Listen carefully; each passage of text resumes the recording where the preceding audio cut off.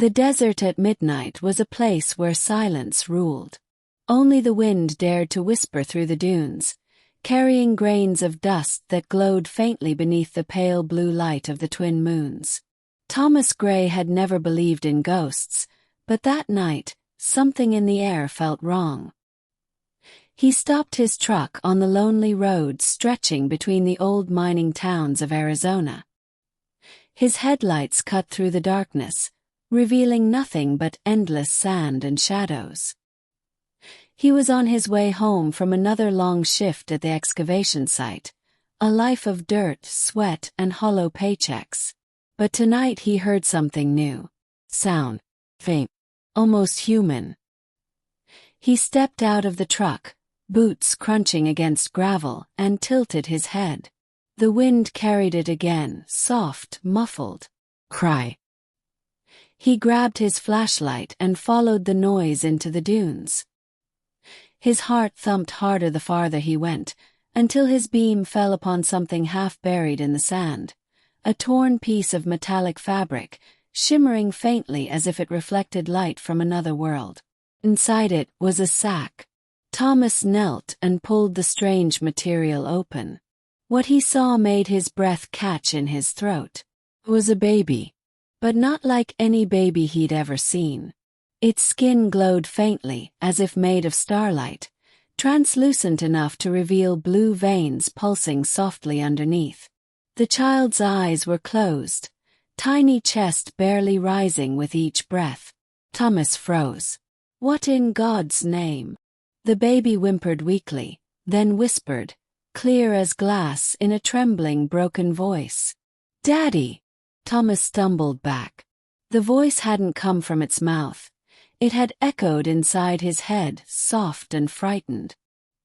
He looked around the desert. No lights, no cars, nothing but silence and stars. Whoever had left the child here was long gone. He wrapped it carefully in his jacket and hurried back to the truck. The moment he touched the baby's skin, his vision flickered. Images flashed in his mind like lightning. A burning ship falling from the sky, creatures screaming, a woman's alien face twisted in pain as she placed the infant into that metallic sack. Then darkness. Thomas gasped and nearly dropped the child. But the baby had fallen silent again, asleep against his chest. At home, his old farmhouse felt colder than usual. He laid the baby on a blanket near the fire, watching the faint blue glow fade as warmth returned to its tiny body. What are you? He whispered, half afraid of the answer. He tried the phone, no signal. Even the radio hissed with static. Outside, clouds rolled across the sky like smoke. Then again the whisper. Daddy! He turned. The baby's eyes were open now, large, silver, and filled with a strange sadness that made his heart ache. Thomas knelt beside it. You're not from here, are you? The child blinked, and though it couldn't speak, he felt words forming in his mind. Cold, alone, mother gone. His throat tightened. They left you here to die, didn't they? A faint nod, barely a movement, and Thomas felt something deep within him shift. He'd buried his own grief for years. His wife lost to a car crash, the child they'd never had. He'd thought his heart was beyond repair. But now, looking into those alien eyes, he felt a fierce, protective spark ignite. You're safe now, he said softly. I won't let anything happen to you. The following days blurred into something unreal. The baby, he named her Lyra, grew stronger by the hour. She drank milk like any human infant, but her body shimmered faintly in the dark, and her eyes seemed to understand more than they should. When she cried, light patterns rippled across the walls like auroras. When she slept, Thomas dreamed of distant planets, oceans that glowed green, towers floating in mist, a civilization watching the stars and mourning what they'd lost. But the peace didn't last.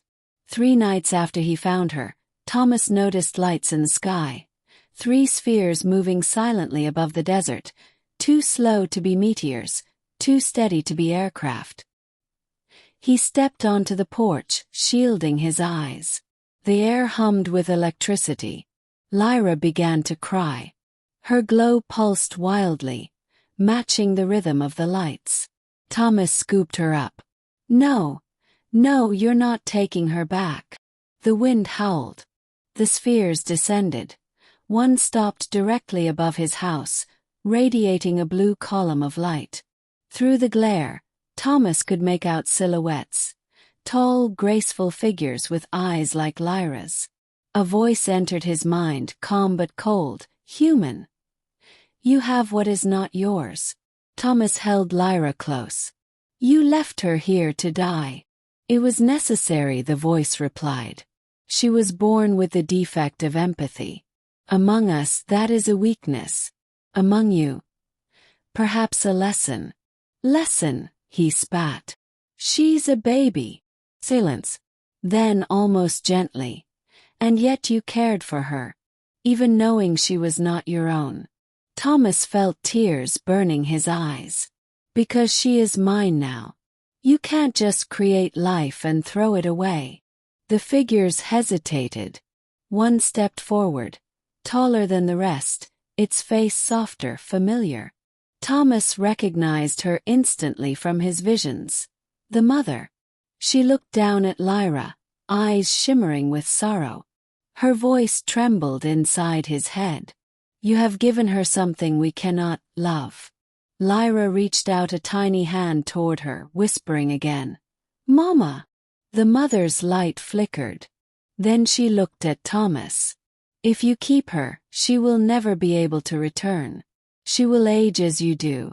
She will live and die as one of you. Thomas didn't hesitate. Then she'll live. And she'll be loved. The mother's expression softened into something like peace. She raised a hand and a tear, liquid light, fell from her eyes, landing gently on Lyra's forehead. Then let her be yours, human. Guard her well. The ship rose silently, light folding around it until it vanished among the stars. The desert grew still once more. Years passed. The farmhouse aged, but the laughter inside it filled every quiet space. Lyra grew into a bright, curious child. Her eyes still silver, her heart human. She loved thunderstorms, music, and planting sunflowers by the window.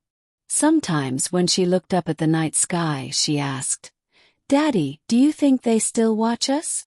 Thomas would smile, brushing a strand of silver hair from her face. Maybe. But they'll never take you away from me.